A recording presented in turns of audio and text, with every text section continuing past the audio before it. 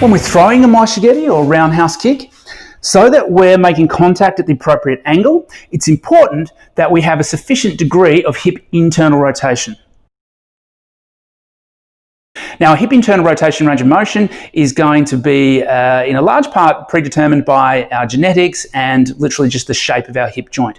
However, there are some useful mobility interventions that we can incorporate to optimise that range of motion, and it's perhaps useful to incorporate these before we do our skills training to maximise the effectiveness of this technique work.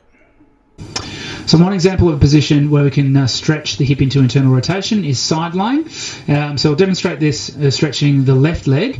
A band or strap around the foot. Bending the hip up to 90 degrees of hip flexion.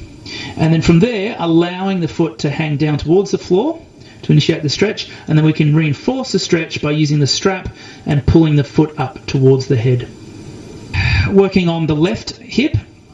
So wrapping a strap around the top of the hip joint and then placing the foot of the opposite leg in the strap, and from there exerting a strong downwards pressure with the right leg while actively moving the left hip into internal rotation.